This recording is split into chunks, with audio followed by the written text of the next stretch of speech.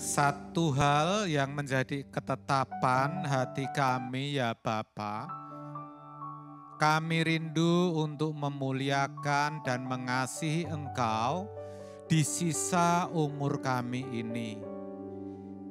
Bapa, kami sadar bahwa selama ini kami belum mengasihi Engkau secara patut. Ampunilah kami segala dosa, kesalahan, ketidakpatutan kami di hadapan-Mu itu Bapa. Bapa, sungguh kami mau berubah. Hanya satu kerinduan kami, kelak Kau dapati kami berkenan di hadapan-Mu.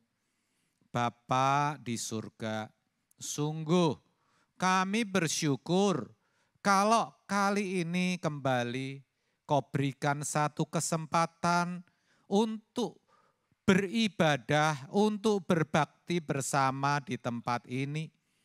Kami memuji, mengagungkan Engkau.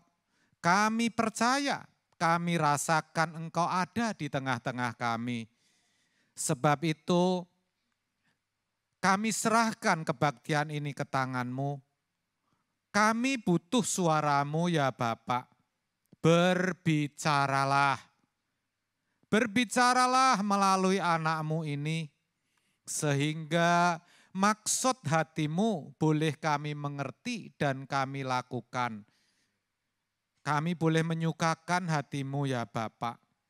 Beri kami hikmat untuk mengerti. Beri kami kesanggupan untuk menghidupi.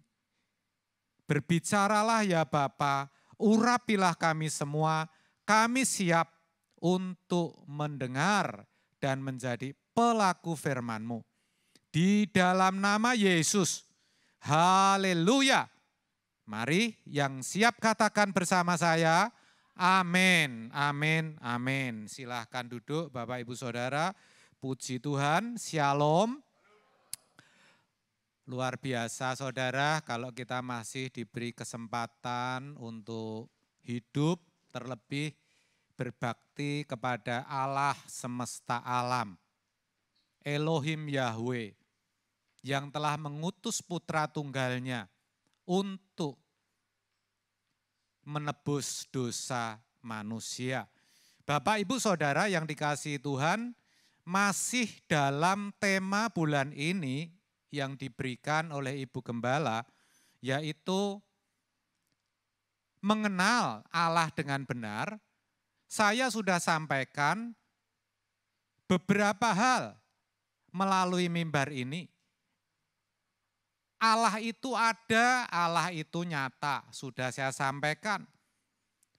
Apa yang menjadi maksud kedatangan Tuhan Yesus ke dalam dunia ini juga sudah saya sampaikan.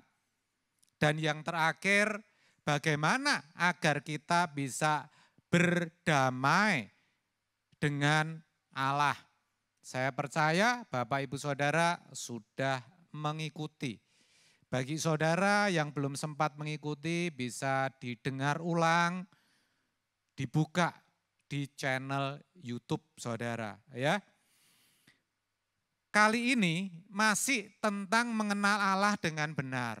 Apa ya yang perlu kita ketahui, apa yang perlu kita kenali terkait dengan Allah kita yang maha dahsyat itu saudara.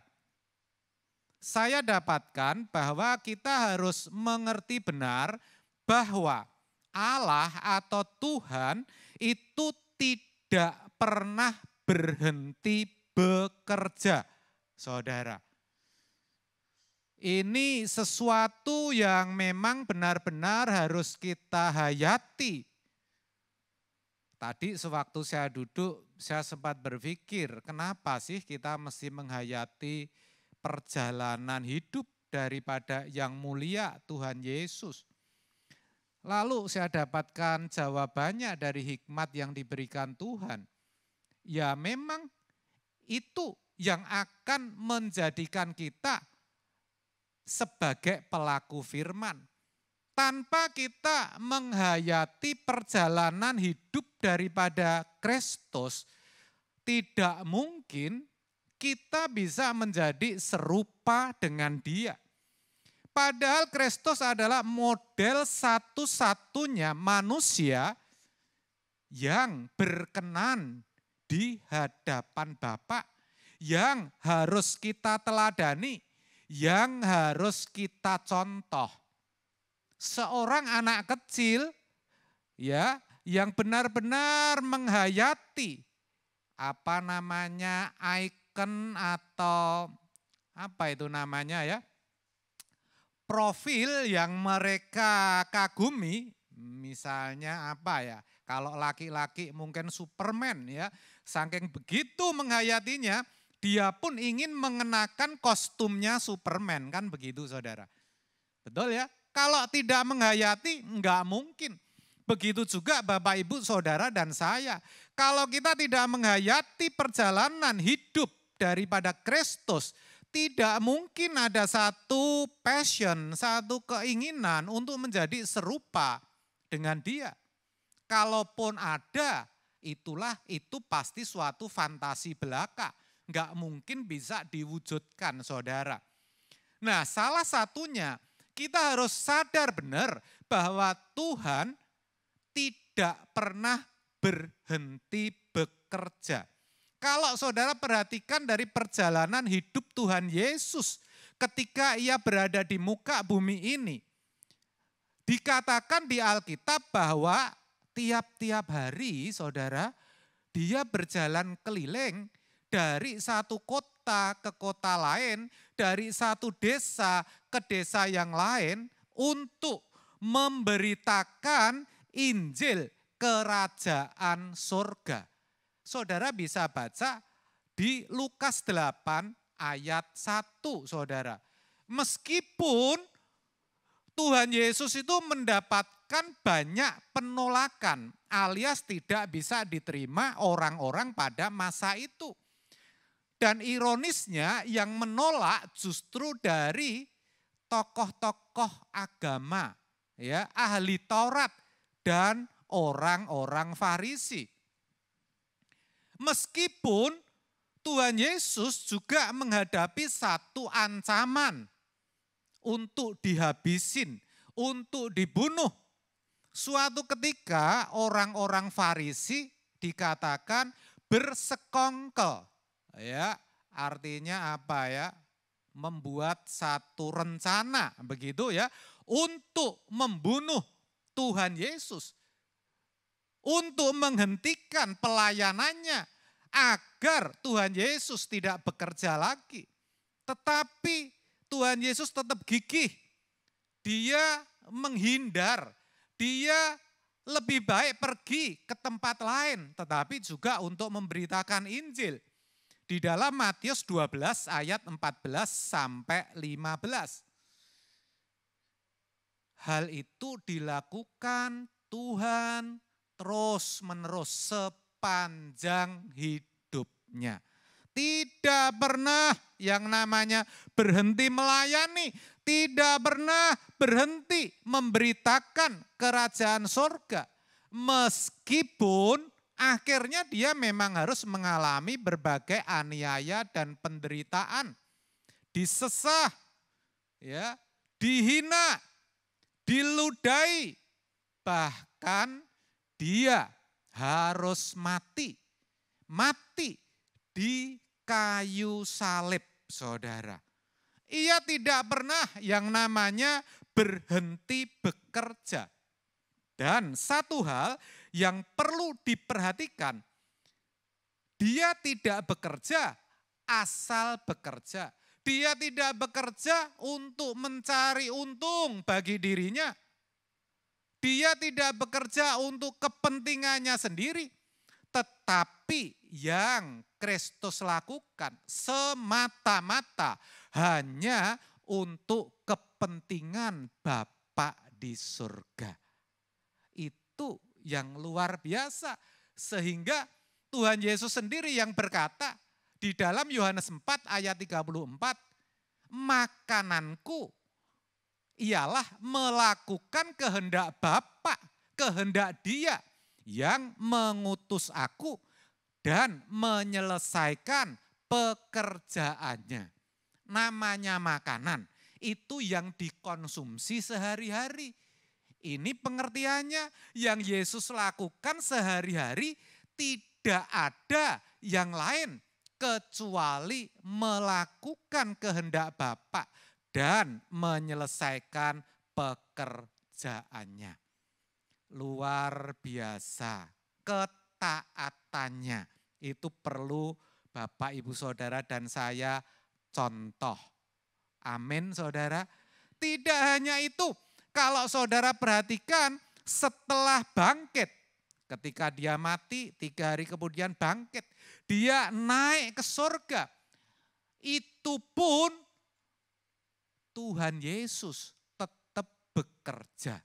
Sangat jelas dikatakan di dalam Yohanes 14 ayat 2 dan 3, sebab aku pergi ke situ, ke rumah Bapa maksudnya, untuk menyediakan tempat bagimu. Menyediakan tempat bagi Bapak, Ibu, Saudara dan saya. Dan apabila aku telah pergi ke situ dan telah menyediakan tempat bagimu, aku, kata Yesus, akan datang kembali. Ngapain?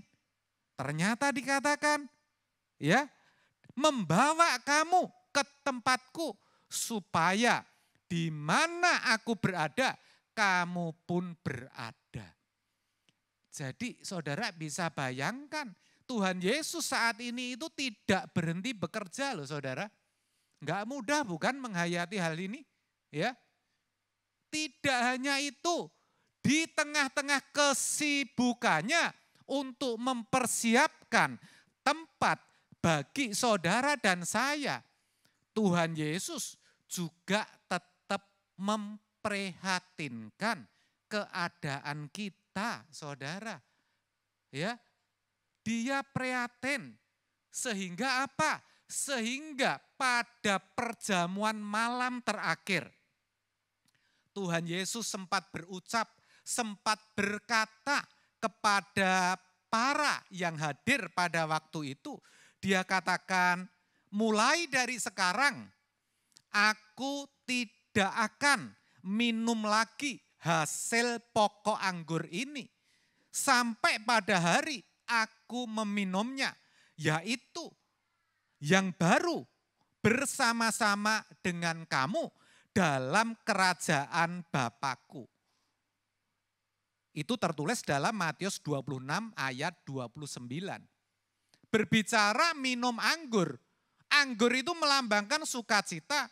Anggur itu melambangkan sesuatu keadaan di mana ada satu kebahagiaan, saudara.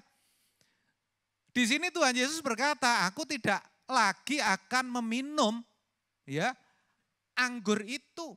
Sampai kapan? Ya, sampai Tuhan Yesus bertemu muka dengan kita di surga nanti. Supaya apa? Dia bisa menikmati kebahagiaan itu bersama-sama dengan kita, saudara.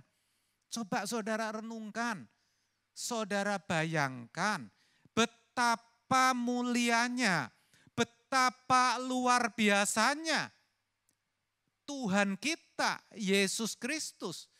Dia ya terus dan terus bekerja. Demi siapa, saudara?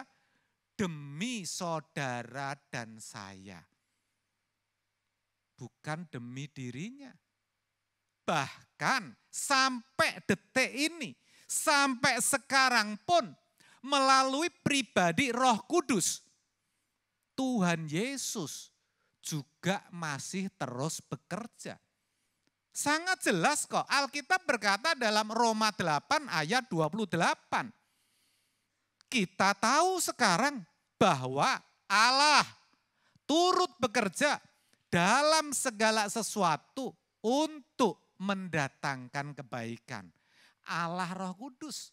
Ya, di sini Tuhan Yesus dalam pribadi Roh Kudus yang turut bekerja dalam segala sesuatu untuk kebaikan kita, untuk kebaikan Bapak Ibu Saudara dan saya, untuk mereka yang mengasihi Dia, mereka yang terpanggil sesuai dengan rencananya. Luar biasa saudara, beri tepuk tangan buat Tuhan kita. Ya, sekali lagi saya juga berusaha saudara. Untuk apa? Untuk menghayati perjalanan hidup Yesus. Itulah percaya saya yang akan membawa perubahan hidup dalam diri saudara. Kalau saudara nggak bisa menghayati, hidup saudara nggak bakal berubah saudara. Ya. Dan yang saudara perlu tahu, ketika Tuhan Yesus terus dan terus bekerja, muaranya, sasarannya, tujuannya cuma satu, yaitu supaya tidak ada yang binasa. Supaya setiap orang berbalik dan bertobat. 2 Petrus 3 ayat yang ke-9 bagian B. Di mana dikatakan dengan tegas, karena Ia menghendaki supaya jangan ada yang binasa, melainkan supaya semua orang berbalik dan bertobat. Katakan amin. Ya, jadi saudara ngerti kan sekarang? Nah, yang jadi pertanyaan atau pertanyaan yang bisa muncul adalah kalau sudah mengerti itu semua, kalau sudah mengerti perjalanan hidup Yesus, kalau kita sudah tahu bahwa Yesus terus bekerja, implikasinya apa dalam hidup ini? Dengan kata lain, apa sih pentingnya? Kita tahu kalau Tuhan tidak pernah berhenti bekerja untuk menyelamatkan kita. Manfaatnya apa Pak kalau saya tahu itu? Jangan-jangan enggak ada manfaatnya. Oh ada saudara, ada manfaatnya. Apa itu? Ya, yang pertama, kita harus sadar betul bahwa yang dilakukan Tuhan Yesus itu merupakan kasih karunia, saudara. Itu anugerah. Bapak, Ibu, Saudara, siapa sih saudara dan saya? Kita ini orang-orang yang kumal, saudara. Ya, kita ini orang-orang yang berdosa, yang menjijikkan. Kok sampai Tuhan yang begitu mulia bela-belain kita. Sampai dia rela terus bekerja, sampai dia rela untuk mati, sampai dia rela untuk tidak menikmati kebahagiaan sampai bertemu dengan kita. Siapa kita? Itu anugerah. Coba saudara kita renungkan baik-baik, kita hayati betul. Supaya apa? Supaya di dalam hidup ini Bapak Ibu Saudara itu bisa senantiasa bersyukur dan bersukacita saudara. Apapun keadaan yang kita alami.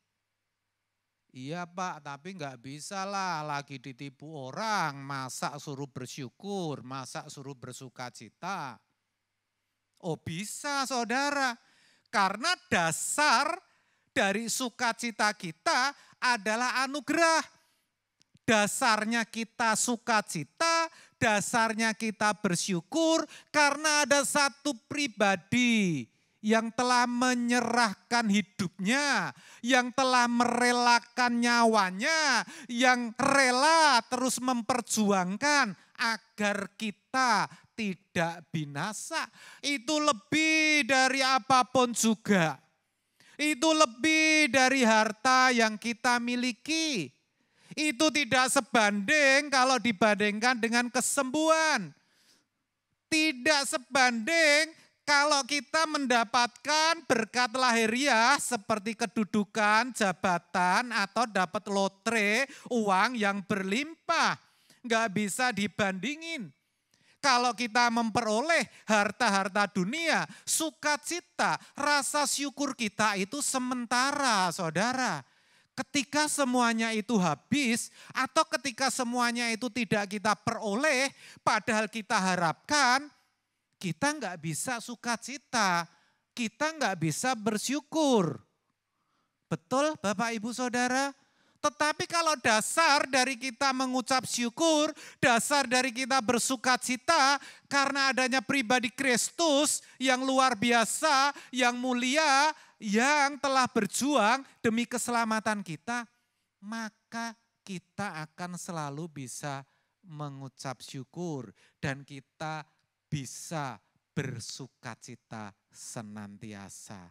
Saudara mau enggak bersyukur terus? Saudara mau enggak untuk tetap bisa bersukacita? Amin saudara. Maka dasar saudara apa? Salib Yesus.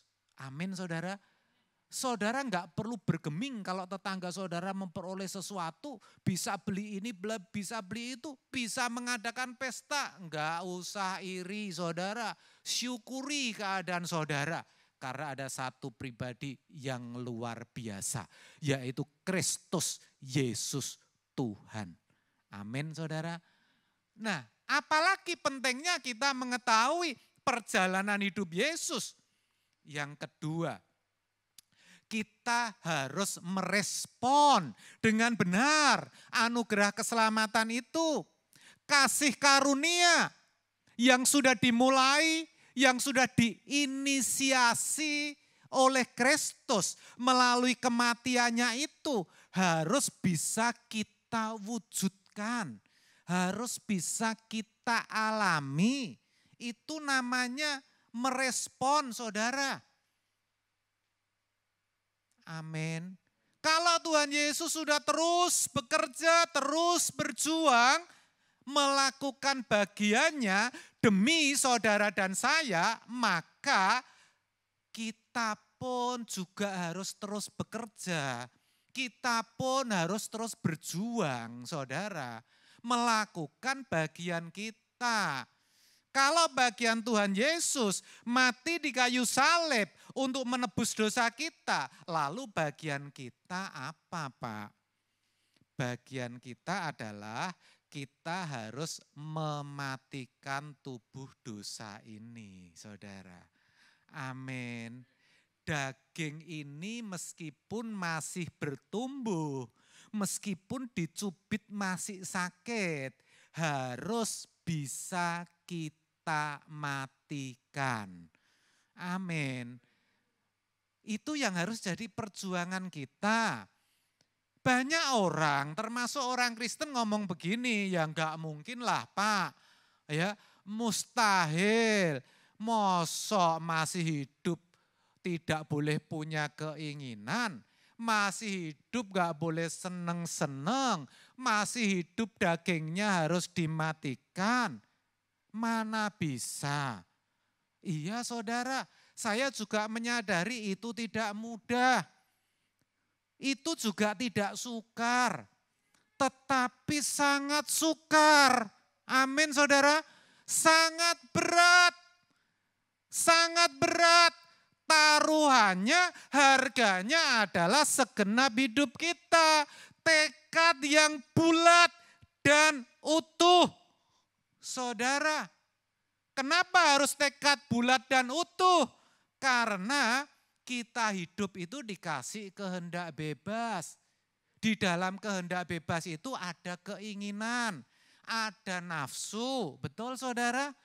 Tuhan tidak pernah dan tidak akan pernah mematikan keinginan kita, nafsu kita. Enggak, tetap ada di dalam diri kita. Itu artinya bisa saja kita tetap menuruti keinginan daging, tetapi kita memilih untuk tidak. Maksudnya begitu. Amin.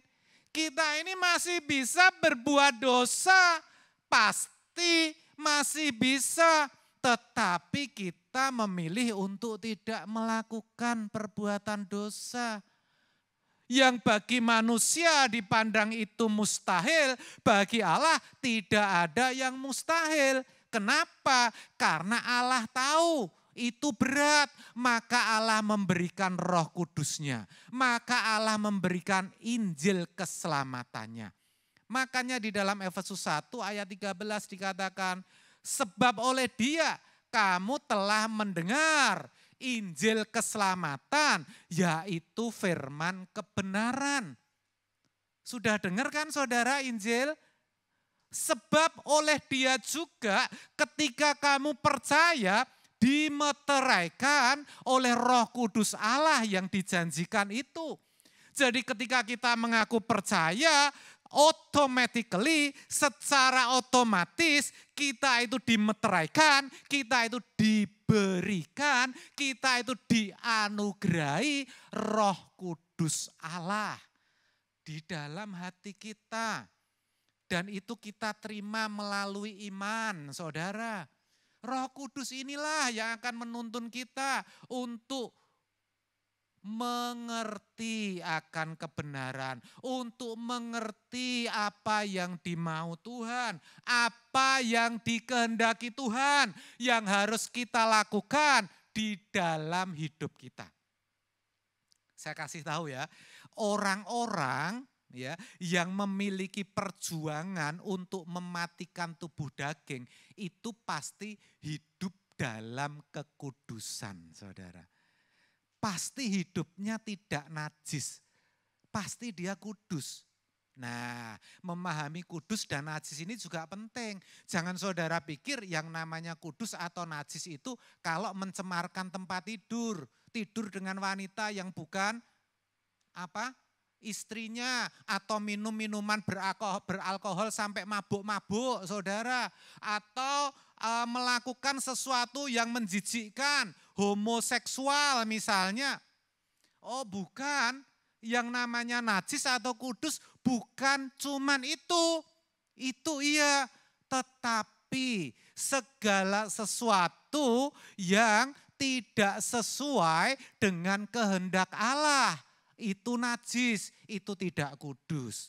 Jadi kalau kita mau hidup kudus, kita mau tidak menjamah apa yang najis, maka kita harus hidup seturut dengan kehendaknya. Amin.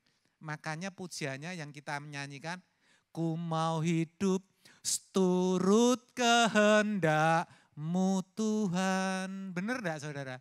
Ku mau memberi semua yang dapat kuberikan. Artinya apa? Potensi yang ada, kemampuan kita bulat kita serahkan kepada Tuhan. Itu bagian kita. Selanjutnya Tuhan yang menyelesaikan. Sehingga kita bisa benar-benar kudus. Kita bisa benar-benar tidak bercacat dan tidak bercela di hadapannya, saudara. Amin, saudara. Jadi itulah ya, kalau kita merespon dengan benar anugerah keselamatan itu. Selain itu, orang yang berjuang untuk hidup kudus di dalam kehidupan sekuler, dia juga akan terus bekerja. Artinya enggak mungkin jadi orang malas, saudara. Karena tahu bahwa kita diciptakan sebagai manusia yang bertanggung jawab. Amin. Yang ketiga, ya, kita harus bisa menerima apapun yang kita alami dan terjadi dalam hidup kita sebagai sesuatu yang baik dan berguna dari Tuhan. Artinya apapun yang terjadi kita terima dengan ikhlas, dengan hati tulus, saudara. Kenapa saya mesti katakan seperti itu, saudara? Karena kita harus tahu bahwa realitas kehidupan, dinamika hidup itu ada. Artinya hidup itu enggak selalu mulus kok. Betul enggak? Kadang-kadang ada sesuatu hal yang tidak kita inginkan. Itu terjadi dan dialami. Ya, kita enggak mengharapkan tapi justru itu yang kita alami. Justru itu yang terjadi, saudara. Tidak jarang kita mengalami sesuatu masalah yang enggak ada jalan keluarnya. Berat kadang-kadang berat, kadang-kadang membuat hati ini pedih, kadang-kadang membuat hati ini kecewa dan terluka, saudara. Amin, saudara. Tetapi satu perkara, saudara harus tahu, kita harus bisa menerima semua itu sebagai sesuatu yang baik dan berguna dalam hidup kita. Amin, saudara. Katakan, aku bisa. Iya, saudara. Saudara pasti bisa. Ya. Kenapa kok kita harus menerima sebagai sesuatu yang baik dan berguna? Alasannya yang kedua. Apa itu? Yaitu karena kita tahu bahwa Tuhan turut bekerja untuk mendatangkan kebaikan. Ayatnya sudah kita baca tadi. Ya, dalam segala kejadian Tuhan itu sejatinya sedang menggarap, sedang memproses kita. Ya, besi menajamkan besi, manusia ya menajamkan sesamanya. Kita itu diproses melalui orang-orang yang ada di sekitar kita. Kita itu didewasakan melalui setiap kejadian yang pahit, yang tidak kita inginkan, saudara. Tetapi Alkitab berkata itu semua mendatangkan kebaikan. Kebaikan itu maksudnya bukan kita beroleh berkat-berkat jasmani, tetapi kita menjadi serupa dengan Yesus. Dengan diproses seperti itu, kita sesungguhnya sedang diangkat dan akan dibawa ke LB3, langit yang baru dan bumi yang baru. Bahkan tidak hanya ke LB3, tetapi ke Yerusalem baru. Menjadi anggota keluarga kerajaan, saudara. Menjadi royal family.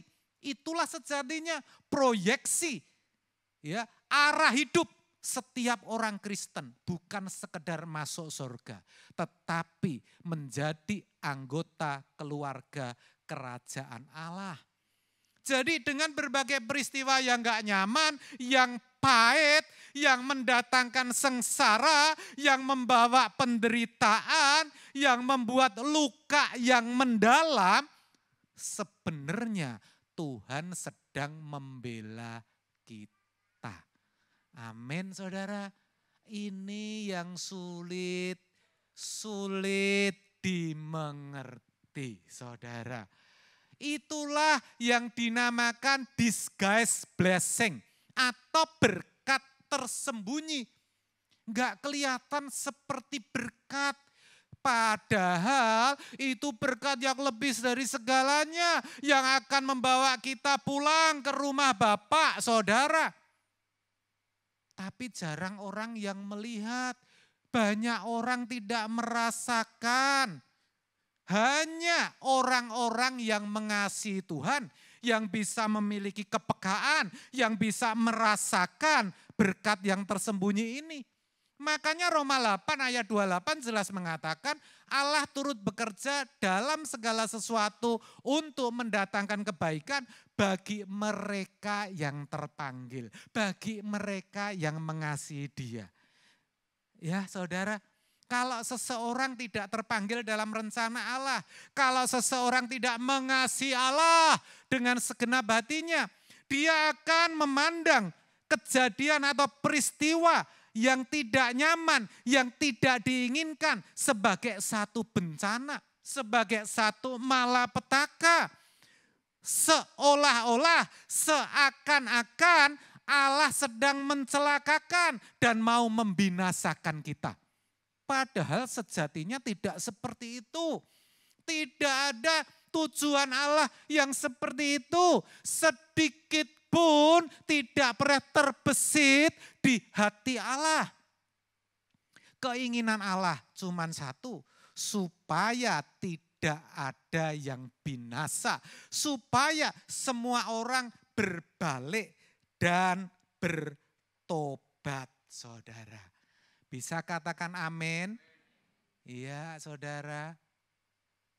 Memang harus diakui dengan jujur, faktanya keadaan yang tidak nyaman, sakit yang tidak kunjung sembuh, tidak ada jalan keluar untuk masalah, itu memang lebih efektif untuk membuat seseorang menemukan dan mengalami Tuhan, saudara. Dibandingkan dengan keadaan yang aman, nyaman, dan penuh berkat.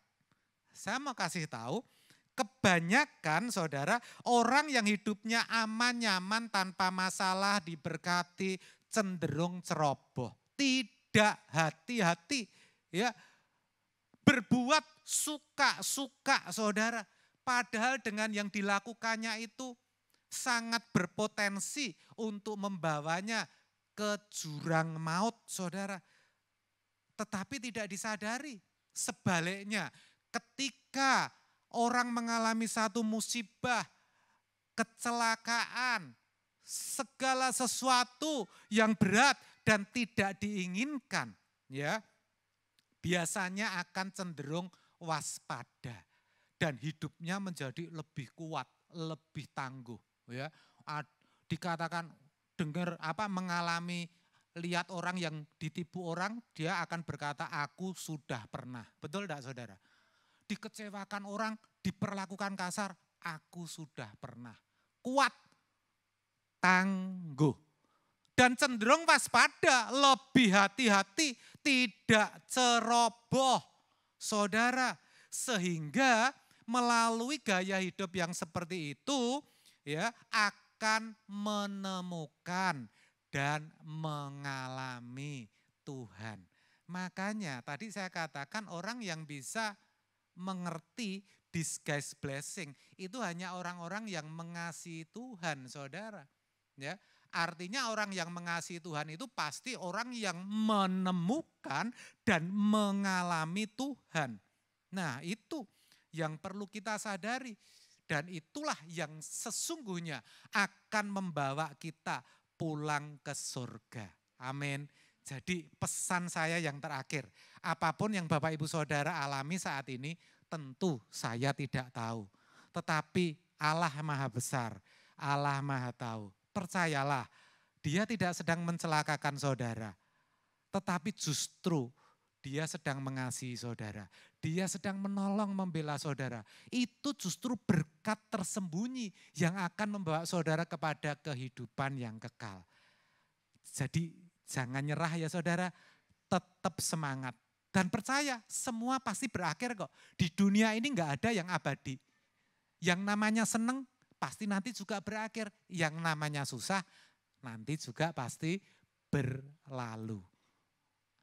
Yang penting kita terus hidup mengasihi Tuhan dengan cara berjuang untuk hidup dalam kekudusan. Karena tanpa kekudusan kita tidak bisa melihat Allah, apalagi menemukan Dia. Amin. Tuhan Yesus memberkati. Mari saya undang pemain musik juga WL Singer untuk bisa bantu saya, ya. Kita akan pujikan lagu Sembah Yesus, karena memang Dia yang layak untuk kita sembah dan kita muliakan. Amin saudara. Ya, kita pujikan pujian ini.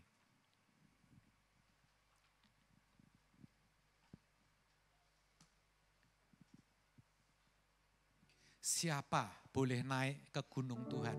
Artinya siapa yang boleh ketemu Tuhan? Setiap orang pasti mau ketemu Tuhan. Amin. Mengalami Tuhan pasti mau, datang kepada Tuhan pasti menjadi kerinduan. Tapi persoalannya, Tuhan mau enggak ditemui? Kan itu, Tuhan mau enggak menerima saudara? Maka hanya orang-orang yang suci hatinya yang bisa ketemu Dia. Haleluya.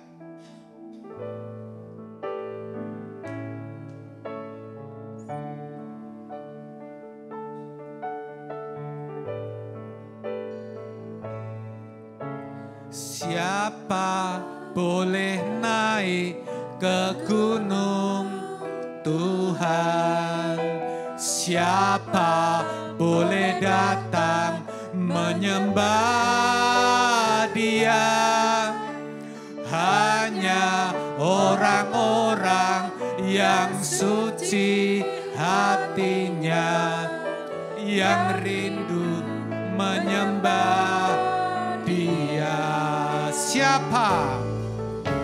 Siapa boleh naik ke gunung Tuhan? Siapa boleh datang menyembah Dia? Hanya orang-orang yang suci hatinya, yang rindu menyembah Dia.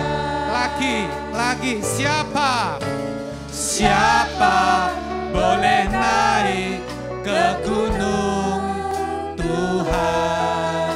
Siapa boleh datang menyembah Dia?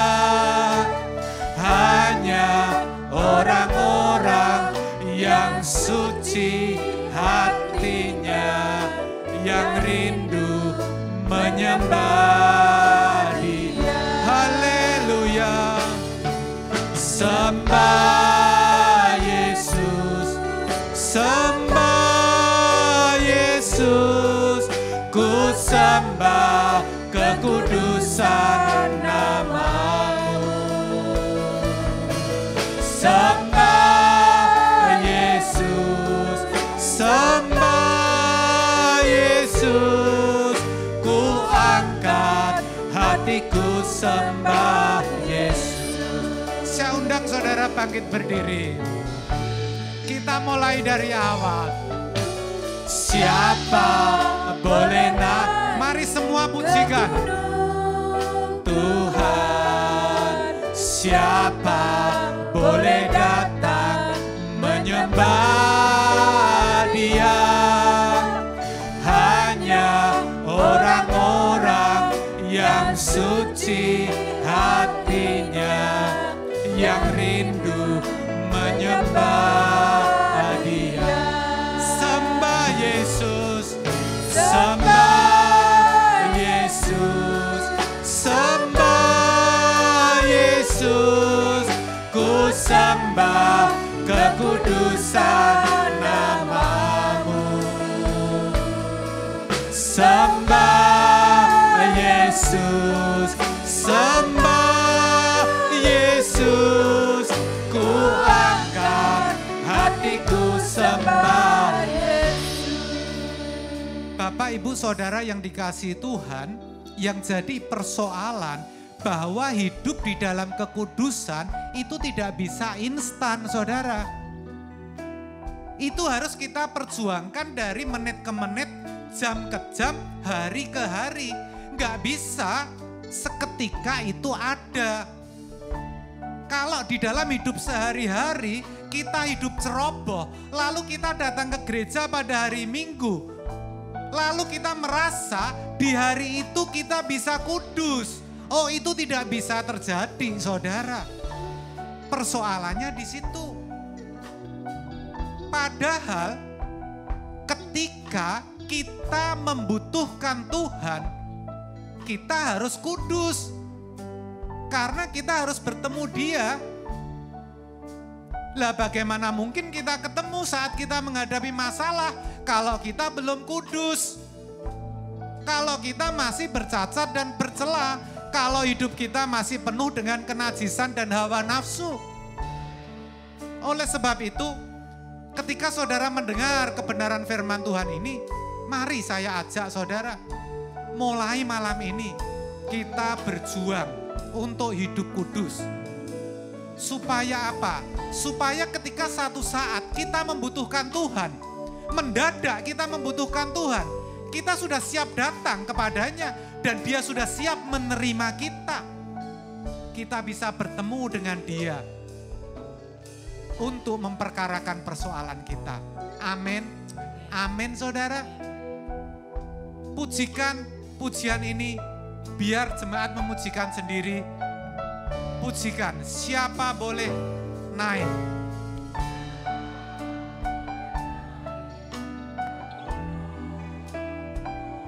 Amin. Yes.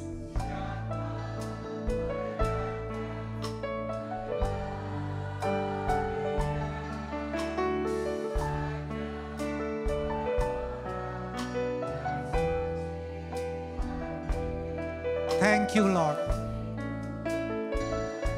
Sekali lagi saudara, siapa boleh naik? Biarlah ini keluar dari hatimu dan menyukakan hati Tuhan. Pujikan dengan sungguh-sungguh saudara.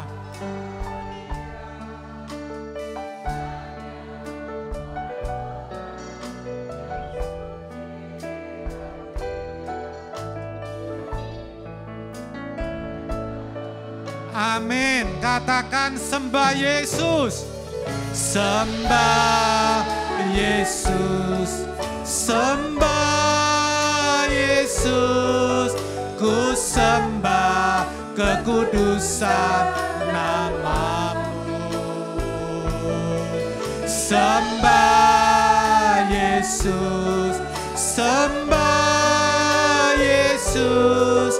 Ku angkat hatiku sembah Yesus, sembah Yesus, sembah Yesus. Yes, angkat tanganmu. Ku sembah kekudusan nama. Sembah Yesus, sembah Yesus, sembah Yesus. Ku angkat hatiku sembah. Sekali lagi sembah Dia. Sembah Yesus. Sembah Yesus. Ku sembah kekudusan nama-Mu. Sembah Yesus. Sembah Yesus. Ku angkat hatiku sembah Yesus. Ku angkat hatiku. Ku angkat hatiku sembah Yesus. Ku angkat hatiku. Ku angkat hatiku sembah Yesus. Beri kemuliaan buat Tuhan kita. Haleluya. Bapa di surga, sungguh hati kami limpah dengan syukur oleh karena kami boleh mendengarkan suara-Mu, nasihat-Mu, teguran-Mu, agar kami boleh semakin berkenan di hadapan-Mu. Bapa, kami tahu bahwa setiap saat sesungguhnya kami selalu membutuhkan Engkau. Dan untuk bertemu dengan Engkau, kami harus hidup kudus dan tidak bercacat, serta tidak bercela. Kami mau bertekad Bapak. Kami mau sungguh-sungguh, kami mau serius. Kami percaya ketika tekad yang bulat dan utuh itu kami serahkan kepadamu, maka Engkau akan menyelesaikan. Kami yang seharusnya tidak sanggup akan menjadi sanggup. Terima kasih untuk firman-Mu Bapak. Hamba-Mu percaya sangat terbatas hamba ini. Tetapi Roh Kudus-Mu terus berbicara kepada setiap jemaat di tempat ini. Terus mengajar, ya, menuntun kepada seluruh kebenaran. Bapak, setiap kami yang dengan sungguh-sungguh mendengarkan firman-Mu, menyimpan di dalam hati, melakukannya, apapun yang jadi pergumulan hidup mereka, Engkau menolong, Engkau memberkati. Amen. Di dalam nama Yesus. Haleluya. Mari setiap kita yang sudah diberkati katakan bersama saya, amin. Silahkan duduk Bapak Ibu Saudara.